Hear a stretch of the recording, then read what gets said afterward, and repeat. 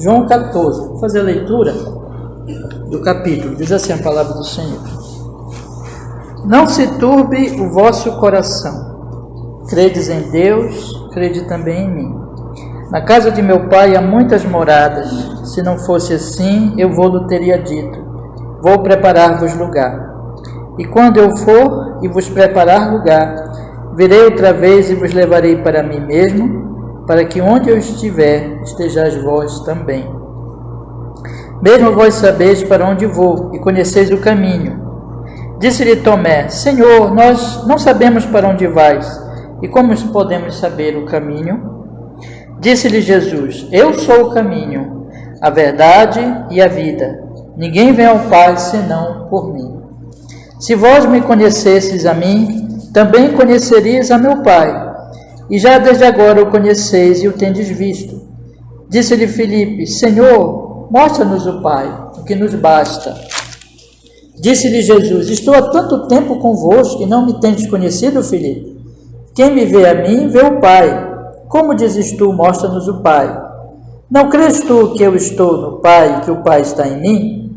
As palavras que eu vos digo, não as digo de mim mesmo, mas o Pai que está em mim é quem faz as obras. Crede-me que eu estou no Pai e o Pai em mim. Crede-me, ao menos por causa das mesmas obras. Na verdade vos digo que aquele que crê em mim também fará as obras que eu faço, e as fará maiores do que estas, porque eu vou para o meu Pai. E tudo quanto pedirdes em meu nome, eu farei, para que o Pai seja glorificado no Filho. Se pedirdes alguma coisa em meu nome, eu o farei.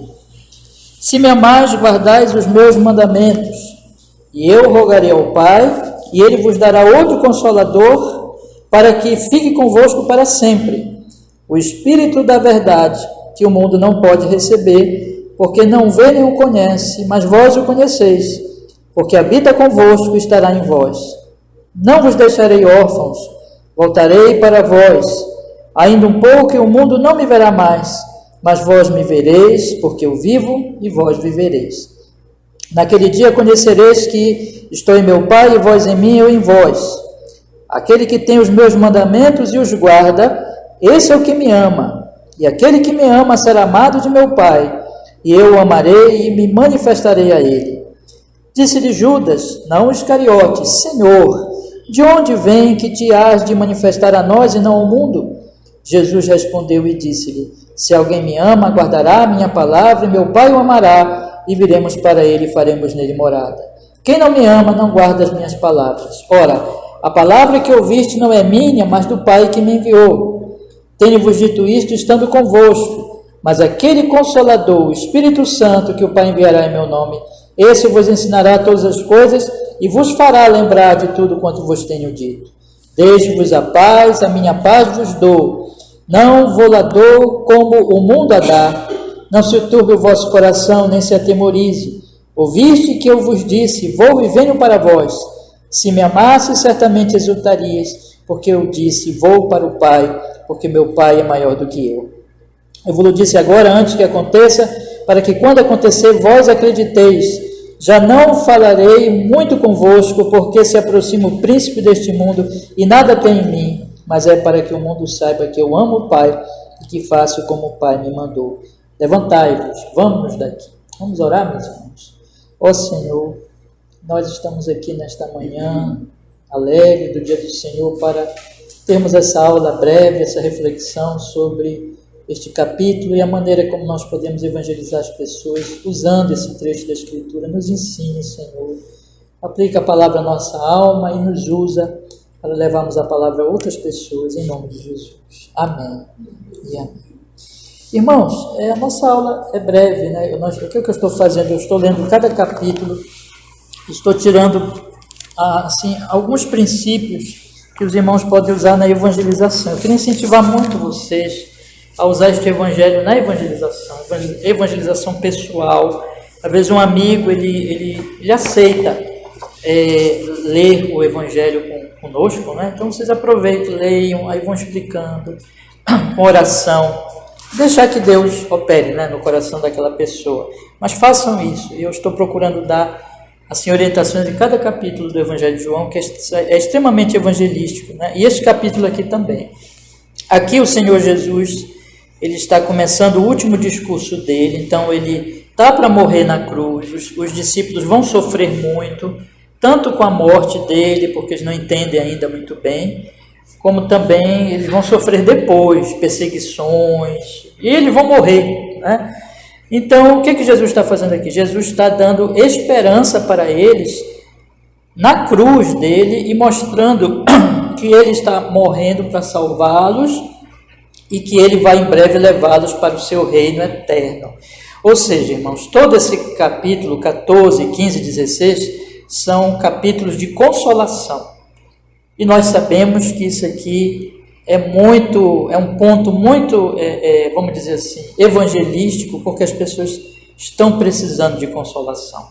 Eu estava até pensando com a Julieta, já desse conversei com ela, né, lá em casa, assim, que é impressionante. Eu ouvi falar agora que tem uma droga aí que é pior de todas, que pode matar a pessoa assim rapidinho. Eu esqueci o nome da droga, mas é terrível. Que as pessoas de São Paulo estão usando, assim, uma tragédia. Elas ficam assim, parece, como dizia, um zumbi, né? Andando pela rua e tal. Aliás, nem anda, ela já fica ali caída, né? Então, irmãos, por que as pessoas fazem isso? Elas estão em busca de consolação, sentido de vida, né? Imagine, e elas estão destruindo a sua vida. O verdadeiro consolo é Jesus, né? E nós devemos chegar e dizer para as pessoas isso. Eu dei para vocês o nosso esbocinho, eu queria que vocês acompanhassem aí comigo, tá? Ele sempre se divide em 3 pontos: conselhos para o evangelismo, conselho para o evangelista e o método destacado, né? Então vamos pensar aqui. Para o evangelismo, a primeira coisa que eu quero dizer para os meus irmãos é que devemos mostrar às pessoas que Cristo é o único caminho para o Pai, a verdade que nos mostra tudo o que precisamos conhecer espiritualmente e a vida espiritual. Versículo 16 é tão conhecido, inclusive no aspecto, né, evangelístico, que diz, quando Jesus falou para Tomé: eu sou o caminho, a verdade e a vida, ninguém vem ao Pai senão por mim. Jesus é o caminho, porque só Ele nos liga ao Pai, através da cruz. Jesus é a verdade, porque só Ele traz o conhecimento mais importante que nós precisamos ter, que é o conhecimento de Deus.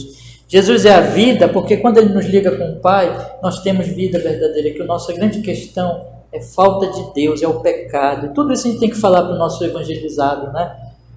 Evangelizando, vamos dizer assim. Nós temos que falar para ele, o problema dele é o afastamento de Deus, mas que Jesus liga ele com Deus novamente, através da cruz, e traz a ele a verdade de Deus e a vida eterna, porque aqui nesse capítulo, vida eterna é que está sendo enfatizada, uma vida que não acaba e uma vida com Deus. Segunda coisa que nós devemos mostrar para as pessoas, irmãos, é que só em Jesus existe paz verdadeira, pois moraremos com Deus na volta de Cristo, e hoje Ele está conosco no Espírito. Vocês sabem que Ele começa: não se turbe o vosso coração, credes em Deus, crede também em mim, na casa do meu Pai há muitas moradas, e eu vou voltar para buscar vocês. Eu vou preparar lugar lá na cruz, e eu vou voltar para buscar vocês. Então, o consolo que Jesus dá não é nessa vida, mas é na vida eterna, na vida vindoura, no reino que Ele está trazendo, que Jesus vai voltar. Mas aqui nessa vida Ele está conosco. Olha o que Ele diz no versículo 16, acompanhe comigo. Eu rogarei ao Pai e Ele vos dará outro Consolador para que fique convosco para sempre. Ou seja, Ele está conosco no Espírito Santo. Ele diz no versículo 18: não vos deixarei órfãos, voltarei para vós. Nós não somos como uma criança abandonada, mas Jesus está conosco todos os dias da nossa vida pelo seu Espírito Santo. Nós não vemos Deus, mas Ele está conosco pelo Espírito Santo. E está nos guardando, nos conduzindo, nos levando para o reino eterno. Tudo isso nós devemos falar para as pessoas. Olha, Cristo é a esperança, Cristo é o consolo da vida eterna, Cristo é o consolo nesta vida. Mas o problema é ser o pecado, está te afastando de Deus. Mas Cristo é a solução do pecado. Cristo morreu na cruz pelos pecadores. Terceira coisa que nós precisamos dizer para as pessoas, preciso também mostrar-lhes que somente em Cristo temos o conhecimento de Deus Pai, o mais importante conhecimento. No versículo 8, Jesus diz assim, disse-lhe Felipe: Senhor, mostra-nos o Pai, o que nos basta. Disse-lhe Jesus: estou há tanto tempo convosco que não me tendes conhecido, Felipe. Quem me vê a mim, vê o Pai. Como dizes tu, mostra-nos o Pai. Você sabe aquela pessoa que diz assim, Deus existe, como é que eu posso conhecer a Deus? Tem gente que chega assim para nós, será que Deus existe? Olha, esses dias, um senhor que trabalhou aqui, ele começou a perguntar coisa para mim de religião, né, mas ele perguntou sobre o diabo, perguntou sobre a questão da morte, um monte de perguntas. Então as pessoas querem saber essas coisas, estão ansiosas por entender, só que elas tendem para o erro. Mas nós temos que falar para elas, olha, você quer conhecer a verdade? Olhe para Jesus, porque Jesus revela Deus, é o conhecimento de Deus. E aí a gente pode desenvolver isso, irmão, mas é uma coisa que nós temos que chamar a atenção das pessoas. Olha, na sua evangelização, aponte sempre para Jesus, porque evangelismo é isso, é mostrar que em Jesus nós temos a verdade e a vida, tá? E ele nos liga ao Pai. Agora, quero dar alguns conselhos para o evangelista, para nós, né? Primeiro conselho, devem entender, esse entender aqui está errado, depois vocês corrigem, tá?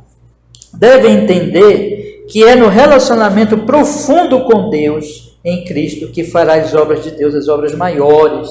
O versículo 12, irmãos, acompanhe comigo, diz assim, na verdade vos digo, que aquele que crê em mim também fará as obras que eu faço e as fará maiores do que estas, porque eu vou para o meu Pai. Obras maiores o que são? Não são maiores milagres, não é isso, mas é a obra de testemunho, que o Evangelho ia se espalhar pelos discípulos.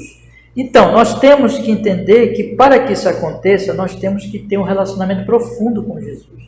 Irmãos, se nós queremos ser evangelistas, nós temos que ser pessoas de oração, pessoas que andem em comunhão com Deus na palavra, que meditem na Escritura, que andem com Deus, né? Que confessem os seus pecados, que se levantem para viver uma vida santa na cruz de Jesus, mortificando o pecado, andar com Deus. Na medida que nós vamos andando com Deus, essas obras de Deus vão se manifestando através de nós, nós vamos sendo usados para que o Evangelho se propague. Então, aqui você vê que Jesus está dizendo, olha, quando vocês olham para mim, vocês conhecem o Pai. Então, Jesus está nos chamando para um relacionamento íntimo com o Pai. E é nesse relacionamento íntimo com o Pai, em Cristo, nós vamos fazer as obras de Deus. O segundo conselho que eu quero dar para nós aqui, irmãos, para os evangelistas, é que nós devemos também entender, já falei aqui rapidamente, que é numa vida de oração em nome de Cristo que nós vamos fazer essas obras maiores. Vamos ler do 12 ao 14, olha o que ele diz. Na verdade vos digo, que aquele que crê em mim também fará as obras que eu faço e as fará maiores do que estas, porque eu vou para o meu Pai. E tudo quanto pedides em meu nome eu farei, para que o Pai seja glorificado no Filho. Se pedires alguma coisa em meu nome, eu farei. O que é esse tudo? Esse tudo não é tudo que a gente imagina, mas é tudo que vai contribuir para a obra de Deus na nossa vida e na vida do próximo. É exatamente nessa questão que nós fazemos essas obras maiores, de nós evangelizarmos. Então Jesus está dizendo, peçam. Você sabe, aquele seu familiar, aquele seu vizinho, aquele seu colega que não é crente, peça a Deus que lhe use para levar o Evangelho a ele. Ore por ele, peça, Senhor, tenha misericórdia, porque, irmãos, e peça em nome de Jesus, né? Em meu nome, porque tudo é em Cristo. Porque é através dele que nós vamos ser usados e nessa obra. E ele diz, peçam que eu vou abençoar vocês. É uma promessa dele aqui, tá bom? E o método destacado, irmãos?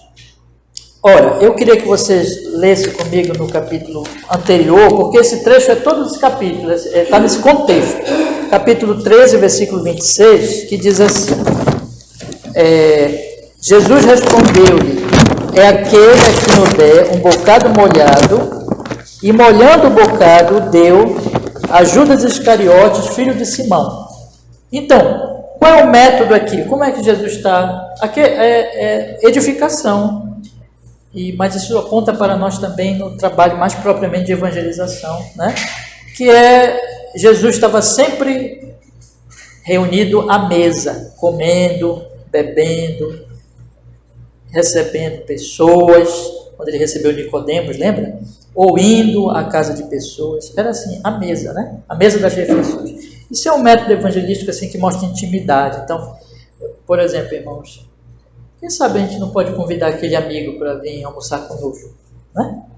Quem sabe a gente não pode convidar os amigos para vir almoçar, que tiver almoço na igreja. Olha. Então, esses momentos de intimidade, atividade, do comer, do beber, é muito interessante, irmãos, para a evangelização. Eu queria incentivar vocês, tá bom? Alguma questão aí? Não? Vamos orar então, irmãos? Então nós aprendemos aqui essas coisas, que Deus nos ajude a nós guardarmos no nosso coração. Vamos orar.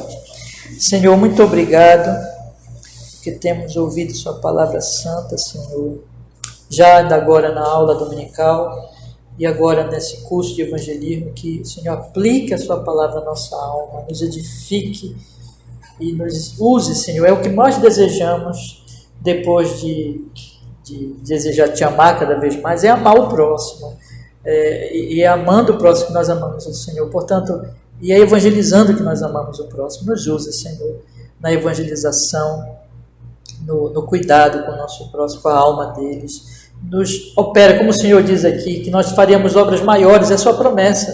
Então nos usa nessas obras maiores, que o Evangelho se espalhe através do testemunho meu e dos meus queridos irmãos que estão aqui, apesar de todas as nossas fraquezas, pela sua graça, em nome de Jesus, com perdão dos nossos pecados e com bem, para o bem das pessoas que estão em volta de nós, em nome de Jesus. Amém e amém.